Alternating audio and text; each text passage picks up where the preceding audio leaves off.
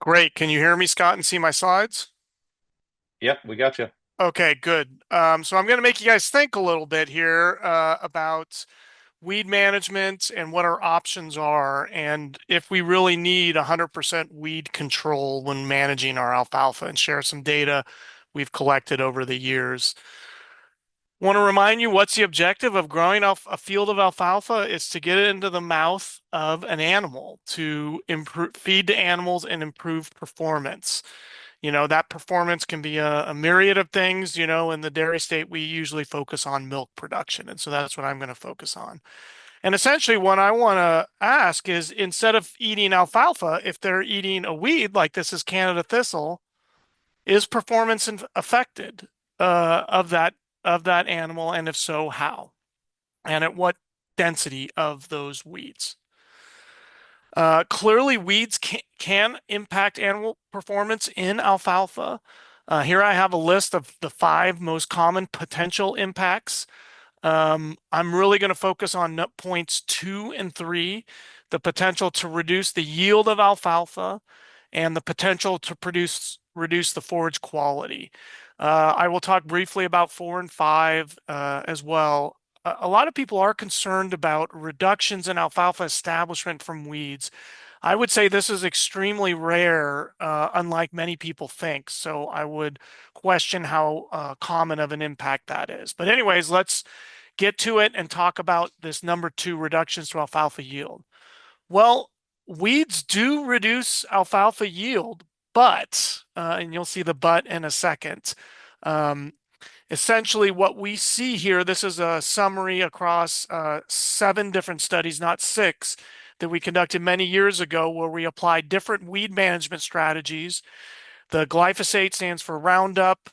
IMAZ stands for Raptor, and we applied these at two different timings, early on time and 2 weeks late. And then we have our non-treated control. I want to just emphasize these are results from the first cut in the establishment year when things are most weedy. And as you can see, if we don't control weeds, that biomass is around 50% or more weed weed biomass in that, and 50% alfalfa. So clearly a significant impact. So that's one point that's rather obvious, and I think many of you know. But the other point I want to emphasize that people don't think about is in the best treatment that on average almost eliminated weeds. We had a little over 1 or 2% weeds. We had a reduction in the overall biomass by a third of a ton. So remember, those weeds do contribute to the forage biomass and can be eaten. So we're almost in pure alfalfa, we're losing a little bit of forage production. Well, you would tell me, well, but yeah, but the forage quality is impacted. Yes, it is impacted, and we're going to go through kind of the complexity and nuance of the impact, just looking at three of these individual sites. So first off, they're Dane County sites. What we can see is our RFQ, or relative forage quality, did not differ amongst any of the treatments compared to the non-treated control. And I'll show you the percent weed biomass in there. Whereas at the Jackson County site, any of the treatments increased our forage quality compared to the non-treated. So we just had to apply a treatment to increase forage quality. While at Clark County, we needed to apply these treatments on time to see an increase in our forage quality compared to our non-treated control. So I want to show you what's associated with these data is the percent weeds in the biomass of each of these treatments at each of these locations. And as no surprise, in Dane County, all of those had very low weed biomass, all well below 15%. The non-treated was 12%, and all the treated ones were between 0 and 7%. So not surprising with just a few weeds, similar RFQ. Or in the Jackson County, the non-treated had 43% weeds in the biomass, but if we did treat, all of those treated ones had less than 10% weed biomass in that cutting. So it makes sense that those are all much higher. Whereas in the Clark County, it was only the two on-time applications that had 20% less or 21% or less weeds in the biomass, and those had our highest RFQ. So hopefully this is really highlighting that low weed biomass densities result in high RFQ. Now what I want to do is take this data like this and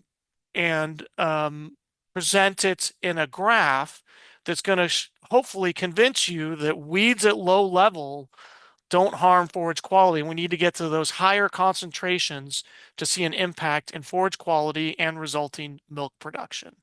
So what I'm trying to show you is weeds plus alfalfa, if we don't change forage quality, what are we going to get more of? Milk. And so how we evaluated this is using the mixed milk model that inputs yield, percent dry matter, and forage quality measurements and outputs a series of metrics. We're going to focus on the milk per ton of forage in this. And what you can see here is the exact same pattern that we saw with the RFQ, that we're not seeing any changes in milk per ton of forage when we have low weed populations. And if we can keep it below 21% here, we're optimizing our milk production per ton of forage. So keeping that high quality forage. Now I'm going to show you the graph where we summarize this across all 7 locations. And what you can see on the x-axis here is percent weeds in the biomass. And you can see milk, pounds of milk per ton of forage. And the important thing I want you to look at this graph is 2 things. One, notice that when we don't have any weeds, we're actually getting less milk per ton of forage. And a small increase in the weeds present actually gives us a trend to an increase in milk production per ton. And right around 20% is where that plateaus. And then we can see it start to decline from there. And I think this 20% range is a really good ballpark estimate. And I'm going to show you some other data that supports this 20% value as well. So again, what I'm suggesting is that milk production is highest when weeds are kept below 20% of the overall biomass. And this is all from first cut data. We wanted to look at this again, so we looked at it in another field that we set up an experiment where we tried to manipulate. So some plots had broadleaf weeds, some plots had grass weeds, and some had a mixture of both. Turned out we had all of them had grass weeds and some had broadleaf weeds. So I want to show you some of this. To look at this, it was a very weedy situation. So what you can see with our non-treated, it was almost 95% weeds and almost all grass weeds. But we did get some where we were at a 50-50 relationship with alfalfa and weeds. And again, I want to point out that we had significantly less biomass in that first cut. So same pattern. Okay, so let's look at the impact, the change in RFQ as we increase the biomass of weeds in that harvest. And you can see it's a really good relationship that we see here. I want to highlight these 7 points here, though, because these 7 points were the only plots that had greater than 25% broadleaf weed biomass. And it really shows you how the broadleaf weeds are really bringing down the relative forage quality. And you'll see these 7 points be outliers throughout the rest of this presentation. We ran the milk model exactly like we did before. Unfortunately, we didn't have any data in the 0 to 20% to show that what I'm thinking is this uptick. But we see we have a really relatively steady milk production from 20 to 100% weed biomass. And again, here are those 7 points where we had lots of broadleaf weeds. So emphasizing how broadleaf weeds can really bring down our forage quality when they're above 25%. And that's one of the key messages I want you to remember.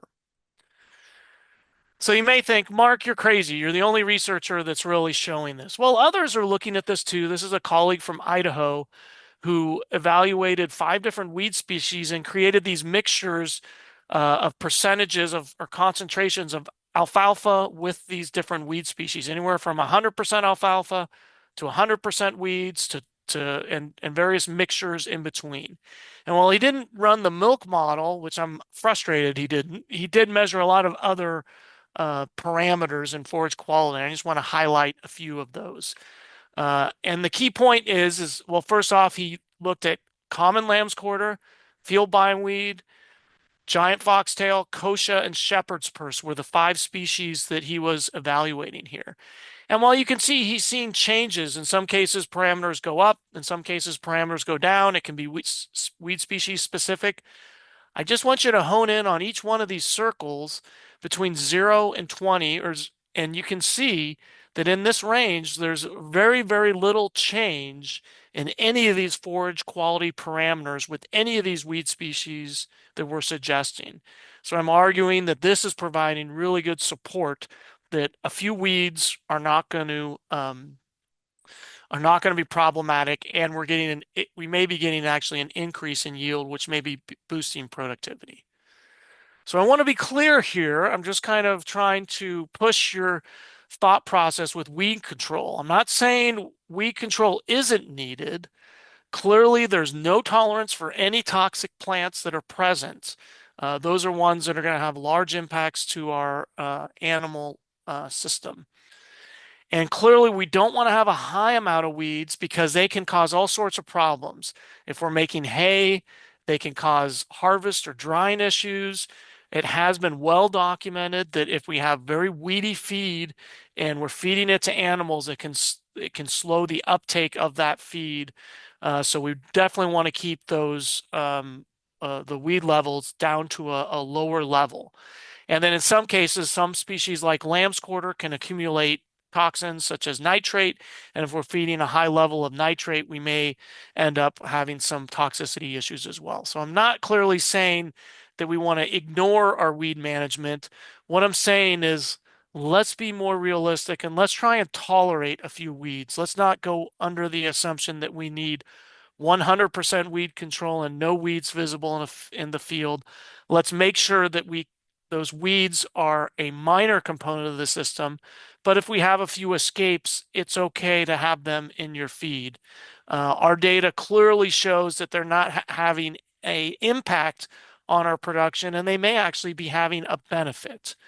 Um, we've actually done additional studies looking at this under volunteer wheat and found the exact same scenario where we actually had a little bit higher tolerance of volunteer wheat, up to 25% of the productivity, because if you harvest it in a timely fashion, that volunteer wheat actually does have quite a bit of forage quality. The big question you may be having is, well, Mark, what does 20% reduction, 20% weed biomass look at when I'm looking at control? Based on our estimates from our research efforts, we think that it's anywhere between 70 to 80% control is all you really need to maximize your productivity in these alfalfa fields. And so I want you to think about that when applying weed management and trying to get good high levels of control, trying to keep those weeds down below that 20% level. That can be quite difficult in the establishment year with that first harvest, but very, very easy to do in those subsequent harvests. Now, to kind of finish up, I want to give one warning is that this is really intended for alfalfa being directly fed to animals. And if you're going to sell your alfalfa at auctions, I do want to emphasize that 99.9% of all these auctions will dock you if they find weeds present in your hay bales. So really, you can try to educate them that a few weeds is not a problem in your bale of hay, but typically it reduces those prices substantially. So did want to end warning you for those hay auctions. That can be an issue, but if you're feeding them to your own animals, a weed here or there is not a problem, in my opinion. That's my last slide. There's my email and website, and I'd love to entertain questions if I have time, but knowing myself, I've probably talked way too much and don't have time. Do I have time for a question or two, Scott? I think we're going to have to save those for the chat, or if we have a little bit of time at the end of the presentations today.